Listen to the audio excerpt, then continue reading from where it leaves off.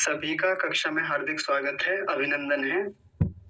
परमपिता परमात्मा की बड़ी कृपा है जो हम सभी लोगों को एक बड़े महत्वपूर्ण ऋषिकृत ग्रंथ का स्वाध्याय करने का एक सौभाग्य प्राप्त हो रहा है। तो परमात्मा की इन कृपाओं के कारण, ऋषियों की इन कृपा के कारण हम सभी उनके प्रति कृतज्ञ होंगे।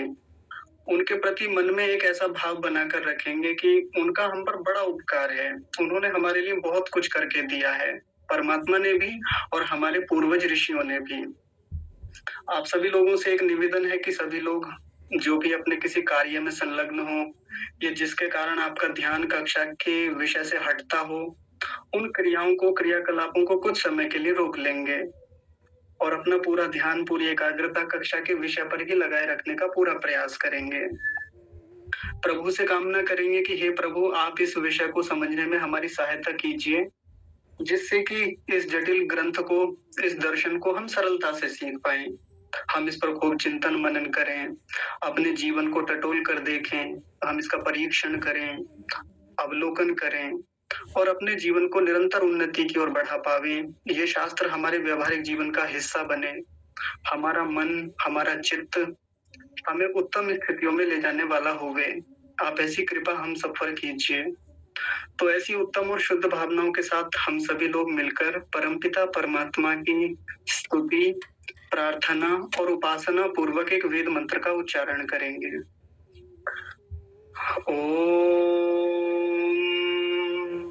प्रजापति नत्वदेतान्यन्यो विश्वा जातानि परिता बभूव यत्कामास्ते जुहुमस्तन्नो अस्तु वयं स्याम पतयोरयेणाम्।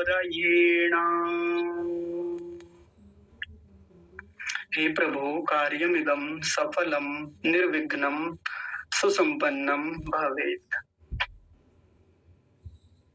तो आप सभी का कक्षा में एक बार फिर से हार्दिक स्वागत है। देखिए, मैंने स्क्रीन साझा की हुई है, आप लोग देख सकते हैं स्क्रीन पर। हम सभी लोग मिलकर योग दर्शन का स्वाध्याय कर रहे थे। योग दर्शन के इस पुस्तक में प्रथम समाधि पाद का हमने प्रथम सूत्र पूरा कर लिया था। दूसरे सूत्र पर हमारी चर्चाएं चल रही थी। दूसरे सूत्र योगश चित्तवृत्ति निरोधा का व्यास भाष्य हम लोग देख रहे थे।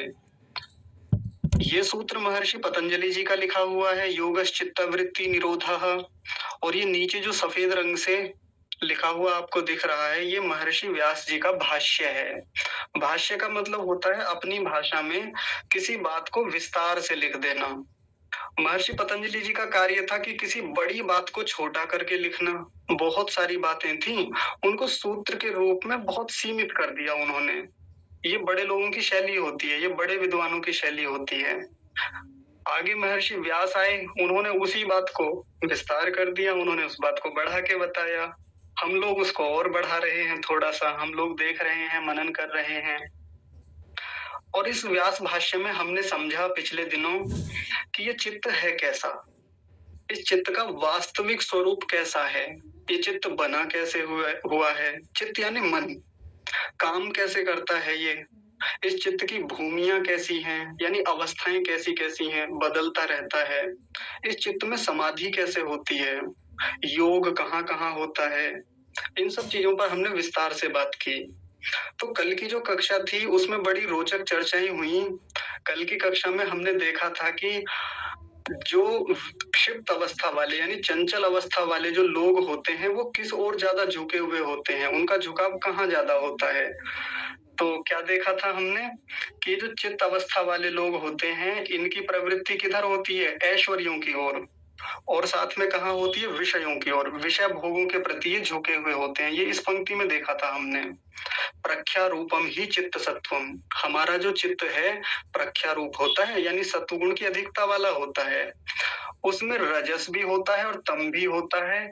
ऐसा चित्त कैसा होता है, ये ऐश्वर्य और विषय प्रिय होता है। जो लोग बहुत अधिक ऐश्वर्यों की ओर दौड़ते हुए दिख जाएं, विषयों की ओर, बहुत अधिक भोगों की ओर प्रवृत्त दिखें, उनके चित्त को हम क्या समझें कि उनका चित्त क्षिप्त अवस्था वाला है, चंचलता बहुत होती है उनके चित्त में, ठहराव नहीं होता।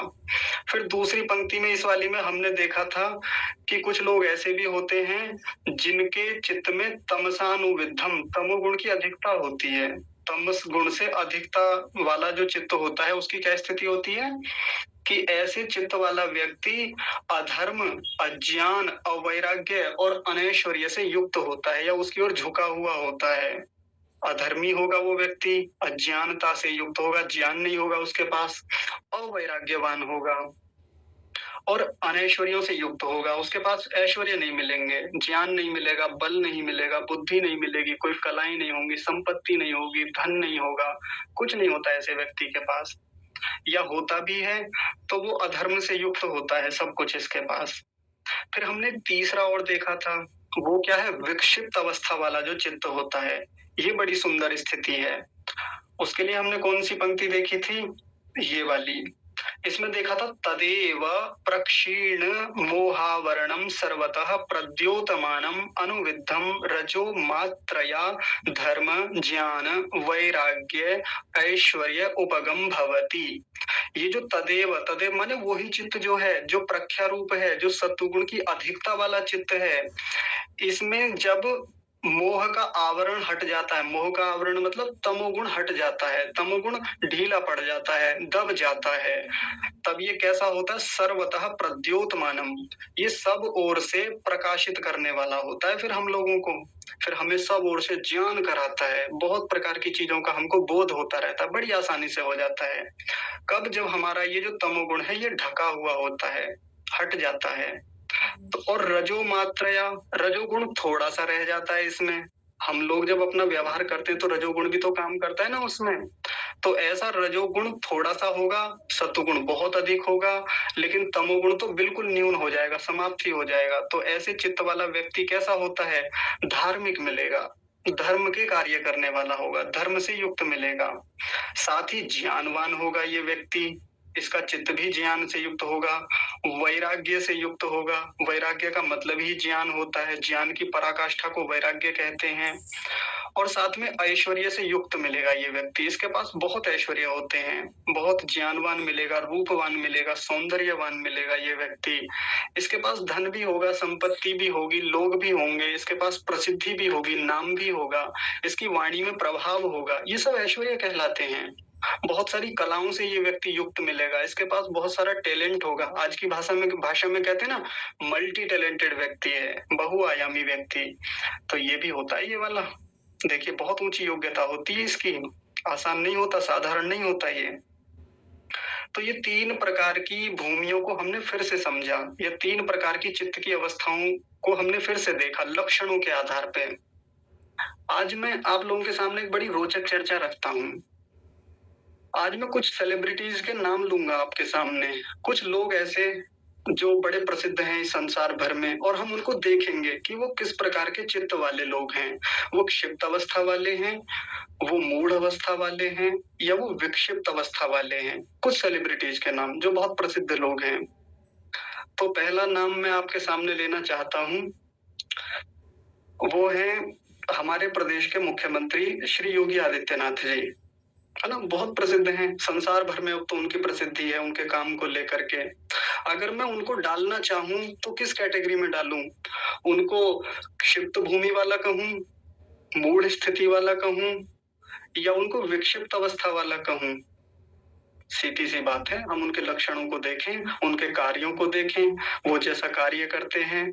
तो योगी आदित्यनाथ जी जो हैं, नाम पर मत जाइए कि नाम में उनके योगी लिखा हुआ है, लेकिन केवल देखें उनके लक्षणों को, उनके कार्यों को, उनकी गुणवत्ता को देखें। बहुत शानदार काम किया उन्होंने पिछले दिनों प्रदेश में, और वो हमारे लोगों की सुरक्षा के लिए, धार्मिक कार्यों के लिए, इस राज्य की रक्षा के लिए, साथ ही देश की सुरक्षा के लिए भी बहुत प्रयास उन्होंने किया है। बहुत परिश्रम पुरुषार्थी व्यक्ति हैं। तो हम उनको यदि इसमें से किसी में डालना चाहते हैं तो हम डाल सकते हैं विक्षिप्त अवस्था, जो इनमें सबसे अच्छी अवस्था है, जिसको सबसे नीचे कहा। ये कहा ना यहाँ पे कि ऐसा व्यक्ति धर्म से युक्त मिलेगा, ज्ञान से युक्त, ऐश्वर्य से युक्त और वैराग्य से युक्त मिलेगा। उनके जीवन में वैराग्य भी है, बहुत ज्ञानवान व्यक्ति हैं, बहुत लंबी संतों की परंपरा में वो उन्होंने अपना जीवन बिताया है, और आज यहाँ इस स्थिति में वो स्टैंड करते हैं। ऐश्वर्य है उनके पास, प्रदेश के मुख्यमंत्री और उत्तर प्रदेश जैसे सूबे का मुख्यमंत्री होना सामान्य बात नहीं होती।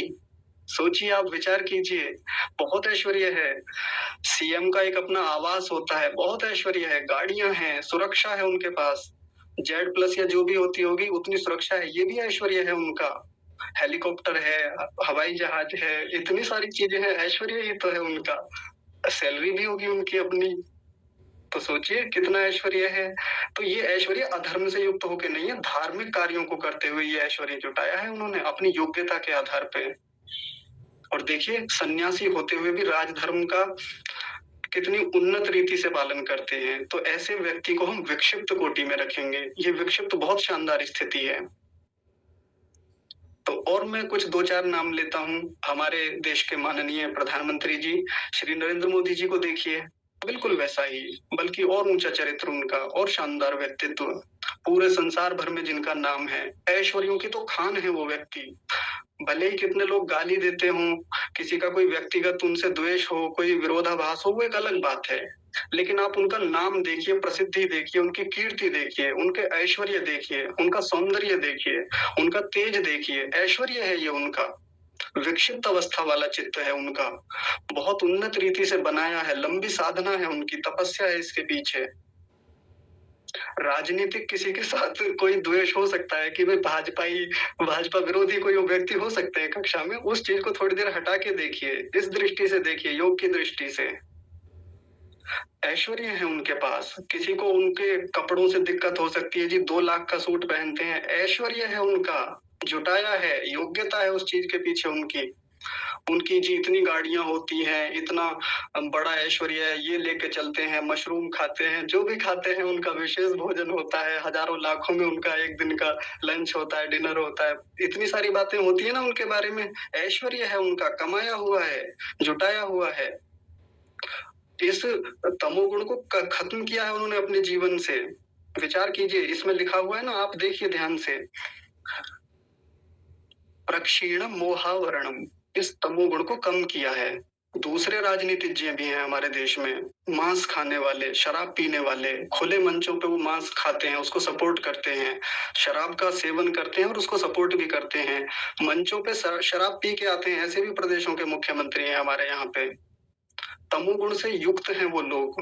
और वहीं अपने प्रधानमंत्री जी एक बार एक सभा में गए, वहां जाके उनको सामने वो शराब परोसी गई, हटा दिया वहां से। चाहते तो पी सकते थे लेकिन नहीं पिया। ये व्यक्ति ज्ञान से युक्त है, धर्म से युक्त है, वैराग्य से युक्त है, ऐश्वर्य से युक्त है, बहुत उत्तम कोटि के ये व्यक्ति हैं। इनको हम किस में डालेंगे? इनको हम विक्षिप्त कोटि में डालेंगे। और कुछ नाम ले लेते हैं हम, और देख लेते हैं कुछ लोगों को टटोल के, तो एक हमारे आकलन बन जाएगा, हमको लोगों को देखने की दृष्टि समझ में आ जाएगी। मैं एक नाम आप लोगों के सामने लेना चाहता हूँ, हनी सिंह का। आप लोग अजीब मत समझिएगा, नाम लेना बहुत जरूरी है। पिछले कुछ सालों में, कुछ दशकों में हनी सिंह बहुत प्रसिद्ध व्यक्ति रहे। अभी हाल ही में द लल्लन टॉप पर उनका एक इंटरव्यू जारी हुआ, पॉडकास्ट थी, आप उसको अवश्य देखिएगा, बहुत कुछ समझ में आएगा उससे। बहुत मजेदार इंटरव्यू है, बहुत शिक्षा मिलती है।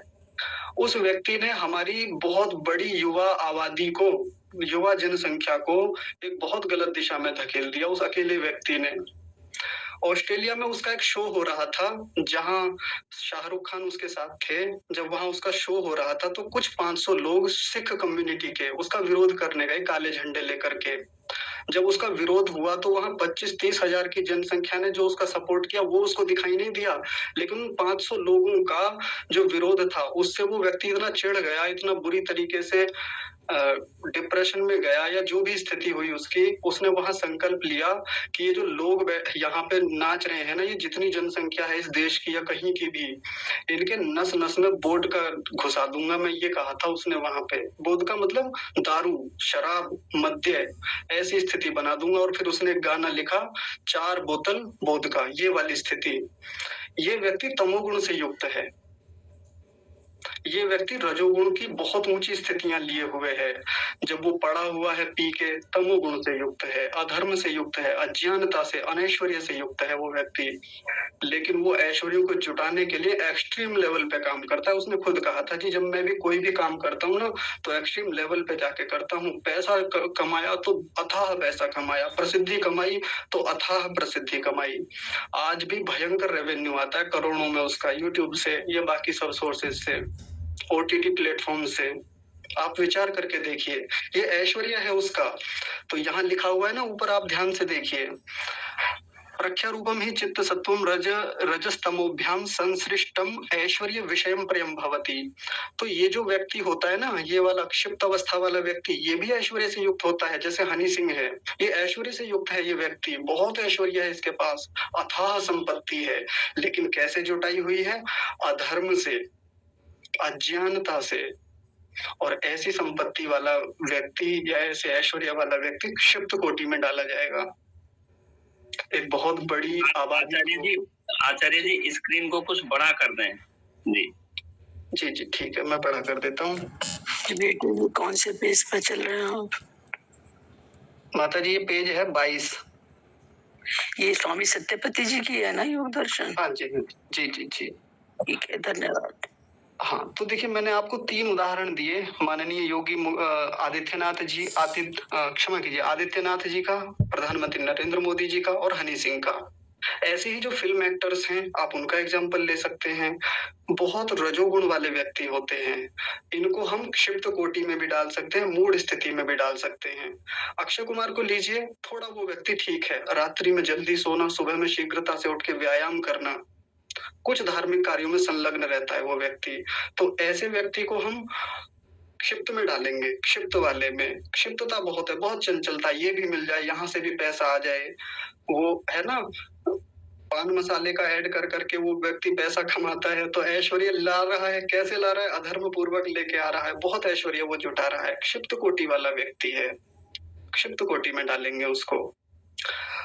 तो ये तो हमने कुछ बड़े लोगों के उदाहरण देखे। आप किसी भी व्यक्ति को ले आइए, आपके जीवन में आपके परिचित होंगे, रिश्तेदार होंगे, संबंधी होंगे, परिवार में भी लोग होंगे, या आप स्वयं भी हैं। अपने अपने जीवन में इन लक्षणों को देखें, टटोलें कि हम कहाँ स्टैंड करते हैं इनमें से। हम क्षिप्त में हैं, मूढ़ में हैं या विक्षिप्त में हैं। अगर हम क्षिप्त या मूढ़ में हैं, चिंता की बात है, इस पर काम करना है, इस क्षिप्तता को हटाना है, इस मूढ़ स्थिति को हटाना है। और यदि हम विक्षिप्त स्थिति में हैं, बहुत बढ़िया है, इसमें तो रहना भी चाहिए, इसमें तो काम भी करना चाहिए। इसमें व्यक्ति की थोड़ी थोड़ी चंचलता बनी रहती है, समाज में काम करता है, घर में भी काम करता है, बाहर भी काम करता है, सब सामाजिक व्यवहार इसी अवस्था में होते हैं। और व्यक्ति पूरे धूमधाम से अपना काम बढ़िया से लेके चलता है, एकाग्रता से। कहने को ये एकाग्र स्थिति नहीं होती, लेकिन हाँ एकाग्रता बहुत होती है। क्यों? क्योंकि यहाँ सत्वगुण बहुत उभरा हुआ होता है इस स्थिति में। अब मैं आपको एक बड़ी रोचक बात बताता हूँ। देखिए व्यवहारिक शास्त्र है, व्यवहार में काम आने वाला शास्त्र है। और अभी हमारी कक्षा को 7-8 दिन हुए हैं, संभवतः आज 8वीं कक्षा है। जब कभी योग दर्शन को पढ़ने की बात होती है, दर्शन को पढ़ने की बात होती है, तो लोगों के मन में एक डर रहता है। जैसे मान लीजिए किसी माँ का बेटा योग दर्शन पढ़ने की बात करे कि मुझे दर्शन पढ़ना है या योग दर्शन पढ़ना है, तो माँ को चिंता होने लगती है कि अब दर्शन पढ़ेगा ना या योग दर्शन पढ़ेगा तो कमंडल ना खरीद ले, ये पहाड़ों की ओर न निकल जाए, कहीं आश्रम में न चला जाए। ये चिंता माओ को रहती है, प्रायः ऐसा होता है, संबंधियों को हो जाती है चिंता। अच्छा दर्शन पढ़ रहे हो, दर्शन पढ़ने के बाद व्यक्ति के चेहरे पर कुछ गंभीरता आ जाती है, जीवन में गंभीरता आ जाती है, ये सामान्य बात है, होता ही है। लेकिन इससे बहुत लाभ हैं। पिछले 7-8 दिनों में आपने देखा होगा कि बहुत सारी मन की स्थितियों को हमने समझा है। और अभी तो दूसरा ही सूत्र चल रहा है, 195 सूत्र हैं, यानी अभी 193 सूत्र बाकी हैं, जिनसे हमको बहुत कुछ देखना है अभी। आप विचार करिए। तो कमंडल खरीदने की आवश्यकता नहीं है, खरीद लीजिए कमंडल, कोई बात नहीं है, लेकिन कमंडल घर में रखिए, पानी पीजिए उससे, बाकी उपयोग में लीजिए, लेकिन वो कमंडल खरीद के कहीं जाने की आवश्यकता नहीं है घर से बाहर। बहुत काम आता है वो कमंडल। दर्शन पढ़ रहे हैं, बहुत मजेदार दर्शन है, व्यवहारिक जीवन में काम आने वाला है। तो ये जो 3 अवस्थाएं हमने देखी अभी पिछले 6-7 दिनों में, इससे एक और लाभ होता है। देखिए, मैं आपको एक और रोचक बात बताता हूँ। जैसे मान लीजिए मेरे पास कोई व्यक्ति आता है, अपरिचित व्यक्ति है, एकदम अपरिचित हमारे घर पे आया। 4 से 5 मिनट लगते हैं बस उस व्यक्ति की स्थिति जानने में मुझे। मतलब मुझे क्या, जो भी व्यक्ति समझता है इन चीज़ों को उसको लगते हैं इतना समय लगता है बस, कि सामने वाला व्यक्ति क्षिप्त अवस्था वाला है, मूढ़ अवस्था वाला है या एकाग्र अवस्था वाला है या विक्षिप्त अवस्था वाला है। अब किस व्यक्ति को कितना टाइम देना है, ये हमारे ऊपर निर्भर करता है। जैसे कई बार कोई व्यक्ति पी के आ गया, मान लीजिए कोई शराबी व्यक्ति या कोई तमोगुणी व्यक्ति आ गया, बहुत अधिक तमोगुण में रहता है। अब वो व्यक्ति घर पे आके बैठ गया।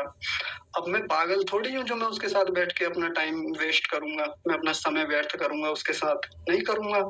ये 4-5 मिनट की बातचीत में समझ में आ जाता है। लेकिन जो लोग इन सब चीज़ों को नहीं समझते कि चित्त की स्थितियाँ कहाँ कार्य करती हैं, कैसे कार्य करती हैं, वो लोग उलझे रहते हैं उनमें। लोगों से उलझ जाते हैं कि क्यों पी शराब, क्यों पी, नहीं पीनी चाहिए थी, शराब पी के अपना दिमाग खराब करोगे या कहाँ ही जा रहा है तुम्हारा जीवन, क्या ऐसे ही जीवन को व्यर्थ करोगे? उन्हें उपदेश करने में लग जाते हैं, लड़ाइयाँ होती है, फिर भयंकर झगड़े होते हैं। नहीं मानेगा वो व्यक्ति इतनी आसानी से। उस व्यक्ति को समझाने के उपाय कुछ और हो सकते हैं, लेकिन यहाँ से हमको मूढ़ अवस्था वाले व्यक्ति को के चित्त को समझने की एक दृष्टि मिल गई कि वो मूढ़ अवस्था वाला व्यक्ति है, तो उसके साथ ज्यादा उलझना नहीं है, बातचीत नहीं करनी है।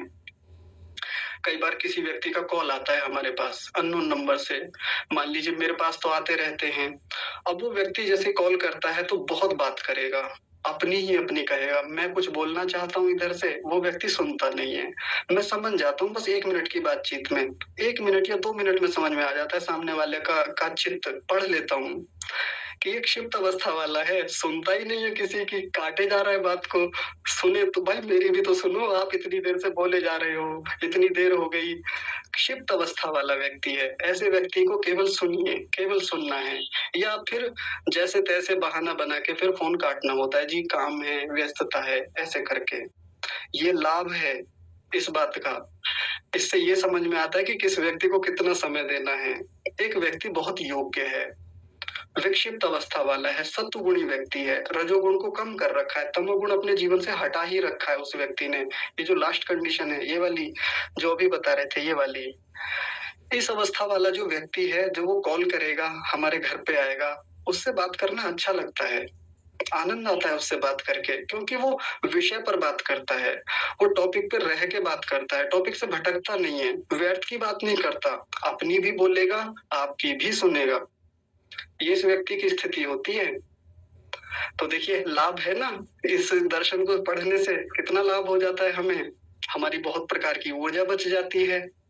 नहीं तो कितनी बार हम मैसेजेस में, कॉल्स में या सामने वाले संबंधी से डायरेक्टली कम्युनिकेशन में उलझते रहते हैं, दिमाग खराब करे बैठे हैं अपना। चित्त को, अब उसका चित्त तो इतना खराब नहीं है, उसका चित्त उतना क्षिप्त अवस्था वाला नहीं है, चंचल नहीं है, जितना हम अपना कर लेते हैं उसके साथ बहस करके, बातचीत करके। हटाएं ऐसे व्यक्तियों को जीवन से, व्यवहार दूर से रखें, कम रखें, सीमित रखें, नमस्ते जी तक रखें, हालचाल तक रखें, बस इतना रखें। देखिए ये ऐसे ऐसे लाभ हैं, लिखा हुआ नहीं है यहाँ पर सूत्र में सीधे सीधे, इस व्यास भाष्य में ये बातें लिखी हुई नहीं है, लेकिन पढ़ के समझ में आती है कि ऐसे ऐसे लक्षण होते हैं लोगों के, चित्त के, मन को समझिए इस रूप में। और जो कल एक बात कही थी मैंने अंत में, अपने चित्त को जरूर देखें, हम इनमें से कहाँ हैं, कहीं हमारे मन में वो मूढ़ता तो नहीं है, हम स्वयं तो दूसरों से नहीं उलझ जाते बिना बात के, कहीं हमारे चित्त में वो तो स्थितियां नहीं है। जैसे मान लीजिए मैं हूँ, मैं किसी को कॉल करता हूँ या किसी के घर जाके बैठा हूँ, अभी 1 मिनट की बातचीत हुई थी शुरू, इतने में मैंने दूसरा विषय बदल दिया, थोड़ी सी बात हुई, फिर अगला विषय बदल दिया, तीसरी बात हुई, अच्छा जी चलते हैं, फिर चलने को लगे, अच्छा रुक जाइए, चलिए थोड़ी देर और बैठ जाते हैं। ये क्षिप्तता है, चंचलता है, ये जीवन में, मन में, हमारे चित्त में चंचल स्थिति है, क्षिप्तता बोलेंगे। ऐसी चीजें यदि हमारे जीवन में है, दूसरों का तो देखना ही देखना है, अपना भी देखना है, और मूल रूप से तो अपना ही देखना होता है सबसे पहले। अपना देखे, हमारे जीवन में एक क्षिप्तता, चंचलता तो नहीं है, और ठीक करें यदि वैसा है तो। ठीक कैसे करेंगे वो उपाय आगे बताएंगे हम, लेकिन आप लोग एक चीज बताइए, इतने 7-8 दिन से कक्षाएं चल रही है, किसी ने कोई प्रश्न पूछा नहीं, देखिए, इस चित्र को देखिए ध्यान से। इसमें क्षिप्त अवस्था सबसे नीचे है, सबसे नीचे रखा है इस कोटि को। मूढ़ स्थिति को थोड़ा-सा ऊपर रखा, विक्षिप्त को और ऊपर रखा। विक्षिप्त तो सबसे अच्छी है। किसी के मन में शायद प्रश्न उठा होगा कि ये जो क्षिप्त और मूढ़ है, इसमें दिखने में तो मूढ़ खराब सी लगती है। ये ऐसा लगता है कि मूढ़ अवस्था सबसे बुरी अवस्था है। तो फिर इसको नीचे क्यों नहीं रखा? क्षिप्त को ही नीचे क्यों रखा? और ऋषि ने भी तो बोला था, ऋषि ने क्या बोला था सबसे पीछे प्रथम सूत्र में? उन्होंने कहा था क्षिप्त मूढ़म विक्षिप्तम एकाग्रम निरुद्धम इति चित्त भूमयः। उन्होंने भी चित्त इसको क्षिप्त अवस्था को सबसे नीचे रखा था, ये चंचलता वाली। तो किसी का प्रश्न बना नहीं था पिछली बार, पिछले सूत्र में, जबकि बनना चाहिए था कि जी दिखने में तो ये मूढ़ अवस्था सबसे ज्यादा खराब लगती है, फिर इस क्षिप्त को सबसे नीचे क्यों रखा, सबसे खराब स्थिति में क्यों रखा? तो इसका समाधान ये है कि पूरी साधना, पूरा योग दर्शन, पूरा योग, पूरी समाधि किस पर टिकी हुई है? चित्त पर, और उसमें भी चित्त की एकाग्रता पर, चित्त की वृत्तियों पर। चित्त की वृत्तियां रुकें, तो चित्त की वृत्तियां सबसे ज्यादा कहाँ रुकी हुई होती हैं? निरुद्ध में रुकी हुई होती हैं। यहाँ तो बिल्कुल रुक जाती हैं। एकाग्र अवस्था में चित्त की सब वृत्तियां रुकी हुई हैं, बस एक वृत्ति चल रही है, इसको एकाग्र अवस्था कहते हैं। विक्षिप्त अवस्था जो होती है, यहाँ कुछ वृत्तियां आ रही हैं, लेकिन अधिकांशतः एकाग्रता है, ठहराव है जीवन में, मन में रुका हुआ है, वृत्तियों को बहुत हद तक रोका हुआ है। चंचलता भी है, लेकिन थोड़ी थोड़ी सी चंचलता आ जाती है। मूढ़ अवस्था और विक्षिप्त अवस्था में थोड़ा सा अंतर ये है कि ये वाली जो स्थिति है ना, ये फिर भी ठीक होती है, फिर भी मतलब अच्छी नहीं होती, ये भी होती, ये भी खराब है, लेकिन क्षिप्त की अपेक्षा से फिर भी ठीक है ये। क्यों? क्योंकि क्षिप्त अवस्था में तो भयंकर वृत्तियां होती हैं। हनी सिंह वाला जो मैंने उदाहरण दिया था, या और आजकल के जो फिल्म स्टार हैं उनका उदाहरण ले लीजिए, या कई बार हमारे जीवन में भी वो चीजें दिख जाती हैं जब बहुत चंचलता है, बहुत अधिक मात्रा में ये भी विचार, वो भी विचार, ऑफिस का विचार, स्कूल का, कॉलेज का, घर का, रिश्तेदारों का, यहाँ की चिंता, वहां की चिंता, ये चीजें ज्यादा खराब है क्षिप्त अवस्था वाली। इसकी अपेक्षाकृत मूड फिर भी ठीक है, मतलब होती तो मूड भी खराब ही है, और इन दोनों को तो खराब ही माना गया है, लेकिन फिर भी इनमें क्षिप्त वाली सबसे खराब है, सबसे बुरी स्थिति है। तभी तो जिस व्यक्ति के जीवन में सबसे ज्यादा चंचलता होती है, दुखी भी सबसे ज्यादा वही मिलेगा। मूढ़ अवस्था वाला व्यक्ति तो पड़ा रहेगा, आलस्य में रहेगा, अपने मजे में मस्त रहेगा। कहते ना, ये तो अपने ही मजे में मस्त है, तो ये तो फिर भी इस क्षिप्त वाले की अपेक्षाकृत थोड़ा सा मजे में रहता है। बोध नहीं हो रहा है, इसको ज्ञान नहीं हो रहा है, चीजों का जानना भी नहीं चाहता, पड़ा रहता है, आलसी है, इस प्रकार का व्यक्ति है। लेकिन क्षिप्त वाला भटकेगा, यहाँ जाऊं जी, वहां जाऊं, इसका कर दूं, उसका काम कर दूं, ये जुटा लूं, ये ऐश्वर्य मिल जाए, वो चीज मिल जाए, इसी में जीवन लगाता रहता है अपना हमेशा। तो इस मामले में क्षिप्त जो है वो सबसे खराब भूमि है। ठीक है जी, तो आइए आज विषय को थोड़ा आगे बढ़ा लेते हैं, जो हमारा सूत्र का भाष्य चल रहा था। इतना हिस्सा हो गया था, अब इस पर थोड़ी आगे और बातचीत कर रहे हैं हमसे। महर्षि व्यास जी ने कुछ और काम की बातें बताई हैं, देखिए। तदेव रजोलेशम मलापेतम स्वरूप प्रतिष्ठम सत्व पुरुष अन्यता ख्याति मात्रम धर्म मेघ ध्यानोपगम भवति। ये वाली पंक्ति जो है, आप इसको बड़े ध्यान से देखिएगा। जिन लोगों ने हाथ खड़े किए हुए हैं, आप रुक जाइए, बाद में बात करेंगे, पहले आप देख लीजिए एक बार इस विषय को पूरे को। ये किसकी बात की जा रही है यहाँ पर? ये एकाग्र स्थिति वाले व्यक्ति की बात की जा रही है, जिसके चित्त की एकाग्र भूमि होती है, एकाग्र अवस्था होती है, और ये सबसे शानदार है, अभी तक की सबसे उच्च स्थिति है। ये आसानी से मिलती नहीं है, इसके लिए तो बहुत प्रयत्न ध्यान में बैठ के करना होता है। तो देखिए इसके बारे में क्या लक्षण बता रहे हैं कि एकाग्र स्थिति वाले व्यक्ति की कितनी सुंदर स्थिति होती है। तदेव, तदेव माने वो ही चित्त, जिस चित्त के ऊपर से बात चली आ रही है, वो मन जो है, और कौन सा मन? प्रख्या रूपम ही चित्त सत्वम, जो सत्व गुण की प्रधानता वाला मन है। रजोलेशम मलापेतम, जिसमें रजोगुण बचा हुआ था पहले थोड़ा सा, लेकिन उस रजोगुण का जो लेश मात्र मल था उसको अपेत कर दिया है। अपेत मतलब उसको भी हटा दिया, देखिए पिछली वाली स्थिति में जाइए, इसमें क्या शब्द था? रजो मात्रया लिखा हुआ है ना, रजो मात्रया। इसमें रजोगुण की थोड़ी-सी मात्रा थी, लेकिन ये वाली जो स्थिति है, इसमें ये रजोगुण की जो लेश मात्रा थी, उसको क्या कर दिया? अपेत कर दिया। अपेत करने का मतलब होता है हटा दिया, दूर कर दिया, पृथक कर दिया। तो इस व्यक्ति ने जो रजोगुण का जो मल था, रजोगुण की जो गंदगी थी, जो बार-बार चंचलता लेके आ रही थी, उसको हटा दिया। तो ऐसा चित्त कैसा हो जाता है? स्वरूप प्रतिष्ठम, अपने स्वरूप में प्रतिष्ठित हो जाता है ऐसा चित्त। देखिए बहुत गंभीर बात है और बहुत गहरी बात है। सच में तो हमारा मन होता ही एकाग्र वाला है, एकाग्र स्थिति वाला होता है, सत्वगुण की प्रधानता वाला होता है, शांति देने वाला होता है, एकाग्रता देने वाला होता है। यही हमारे मन का मूल स्वरूप है। वो तो हमने रजोगुण बढ़ा-बढ़ा के जीवन को चंचलता से युक्त कर रखा है। तमोगुण को बढ़ा-बढ़ा के जीवन में मूढ़ता, जड़ता लेके आए हुए हैं, आलस्य लेके आए हुए हैं।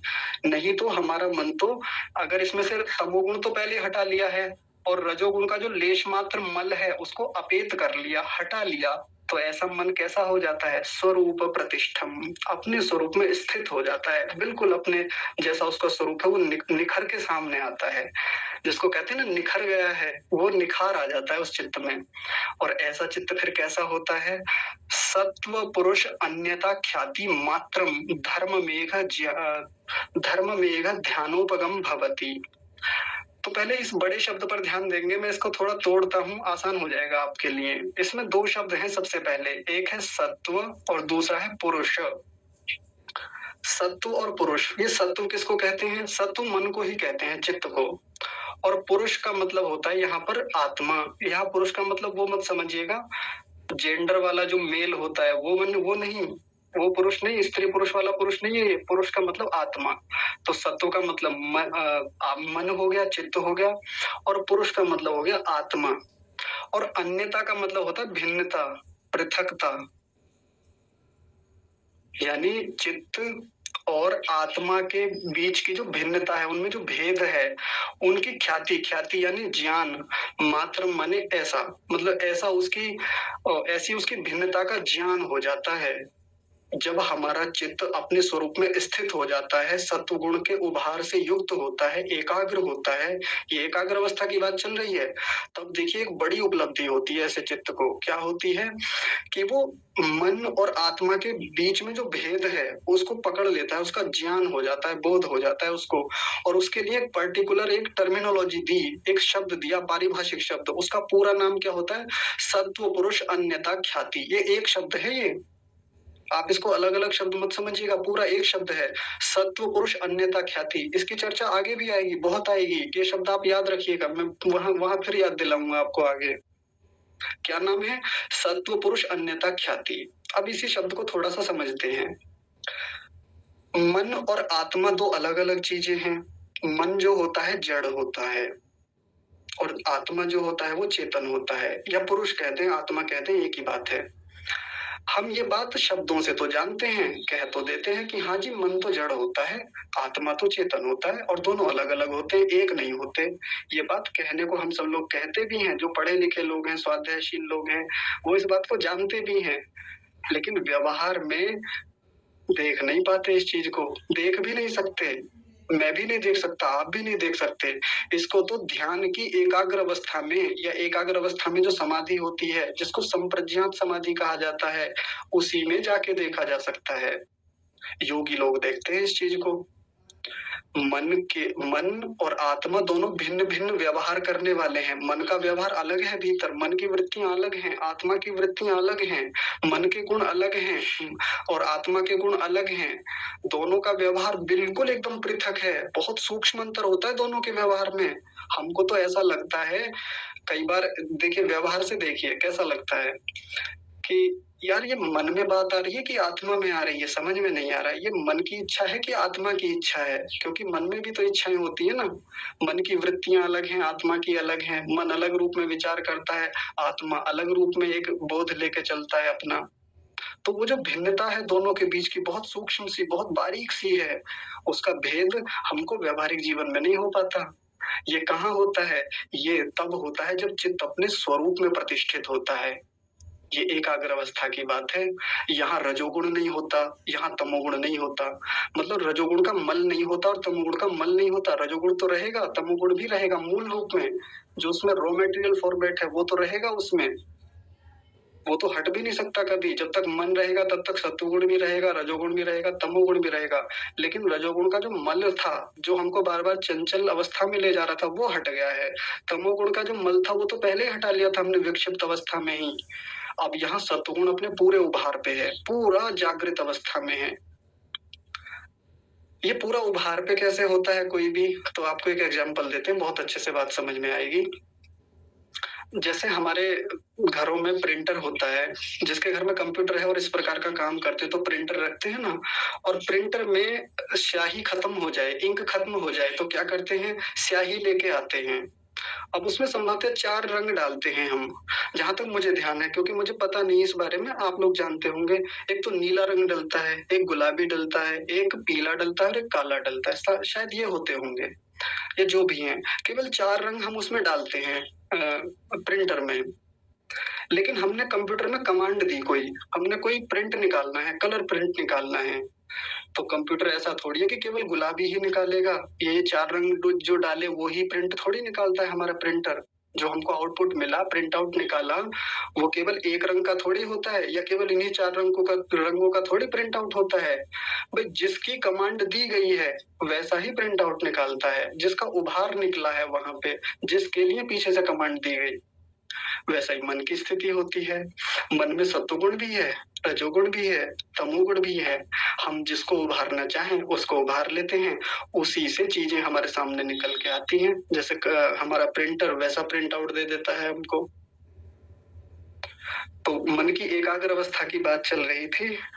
ये बड़ी शानदार उपलब्धि है जो यहाँ लिखी हुई है, ये वाली सत्व पुरुष अन्यथा ख्याति हमको प्राप्त होती है ऐसे चित्त वाले व्यक्ति को। साथ में ऐसा अपने स्वरूप में प्रतिष्ठित हुआ मन एक और उपलब्धि देता है, ये वाली देखिए जो मैं अंडरलाइन कर रहा हूँ, धर्म मेघ ध्यानोपगम भवति। ऐसा मन जो होता है धर्म मेघ ध्यान की ओर उपगम, उपगम शब्द का मतलब पीछे बताया था, निकट ले जाने वाला। उपक का मतलब क्या बताया था, उप माने निकट, ग का मतलब बताया था गच्छति, जाता है। ऐसा मन धर्म मेघ ध्यान की ओर जाता है। अब ये ध्यान शब्द जो है ये क्या है, तो देखिए धर्म मेघ एक ही शब्द है, ये समाधि का एक प्रकार होता है। आप सोच रहे होंगे अभी तो समाधि पीछे बस 2 प्रकार की देखी थी, संप्रज्ञात और असंप्रज्ञात। ये तीसरी समाधि कौन सी आ गई, तो ये तीसरी समाधि जो है धर्म मेघ समाधि, ये संप्रज्ञात समाधि के बाद की स्थिति होती है, संप्रज्ञात समाधि के बाद आती है, और ये बहुत ऊंची स्थिति है किसी भी योगी के लिए। अभी आप इस शब्द पे ज्यादा उलझिएगा मत, आगे चतुर्थ पाद में, चौथे पाद में 29वें सूत्र में जाके इसकी चर्चा फिर से होगी आगे जाके, तब इसको विस्तार से खोलेंगे। लेकिन ये सामान्य स्थिति नहीं होती, ये एकाग्र अवस्था वाले किसी योगी को ही प्राप्त होती है ये स्थिति, धर्म मेघ समाधि वाली। यहाँ ध्यान शब्द का मतलब समाधि ही है, ध्यान शब्द के आगे भी मतलब आएंगे, ध्यान का मतलब समाधि भी होता है। तो ये जो धर्म मेघ समाधि की ओर ये चित्त जाने वाला होता है, ये कब जाता है, जब चित्त हमारा एकाग्र स्थिति वाला हो, जब हमने पूरी एकाग्रता स्थापित की हो, चित्त की सभी वृत्तियों को, बाहर की वृत्तियों को रोका हुआ है, एक वृत्ति बनी हुई है, ये तब होता है। आसान काम नहीं है, बहुत पुरुषार्थ का काम है, बहुत मेहनत का काम है, बहुत अभ्यास लगता है इसके लिए, और बहुत तपस्या करनी होती है। ठीक है जी, तो आगे बस एक पंक्ति और देख लेते हैं और इतनी बात यहाँ पूरी हो जाएगी, और कल एक बड़ा रोचक विषय आएगा आत्मा के बारे में, ये वाला नीचे जो है अंतिम पंक्ति को, इसको देखते हैं इसमें क्या कह रहे हैं ऋषि। महर्षि व्यास की ही बात चल रही है अभी, वो क्या कहते हैं, तत्परम प्रसंख्यानम इति आचक्षते ध्यायेनः। देखिए बहुत बढ़िया बात कही, ध्यायिनः किसको कहते हैं, योगियों को, ध्यान लगाने वाले लोगों को।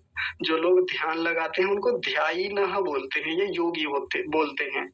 तो वो योगी लोग आचक्षते, वो योगी लोग कहते हैं, क्या कहते हैं, तत् माने उस चित्त को, कौन से चित्त को, ये जो एकाग्र अवस्था वाला चित्त है, उस चित्त को परम प्रसंख्यान बोलते हैं, ऐसे चित्त को। जो हमारा मन अब एकाग्र स्थिति वाला है, जिसने सत्पुरुष अन्यथा ख्याति को प्राप्त किया है, जो आत्मा और मन के भेद को समझ गया है, आत्मा क्या है, मन क्या है, इंद्रियां क्या है, इन सबके पृथक-पृथक व्यवहार को समझ गया है, उसने इस सत्पुरुष अन्यथा ख्याति को प्राप्त कर लिया है। ऐसे मन को क्या कहा जाता है? परम प्रसंख्यान। और ये परम प्रसंख्यान ये भी एक पारिभाषिक शब्द है, एक टर्मिनोलॉजी है, यौगिक टर्मिनोलॉजी, यानी योग की एक पारिभाषिक शब्दावली है। ये भी परम प्रसंख्यान भी आगे आएगा, इसके बारे में भी विस्तार से वहीं देखेंगे जहां इसकी चर्चा होगी। बस ये इसी स्थिति का वर्णन कर रहा है, परम प्रसंख्यान, जहां बहुत ऊंची स्थिति है। और परम प्रसंख्यान की स्थिति को वैराग्य की स्थिति भी कहते हैं। एक पर वैराग्य आगे आएगा।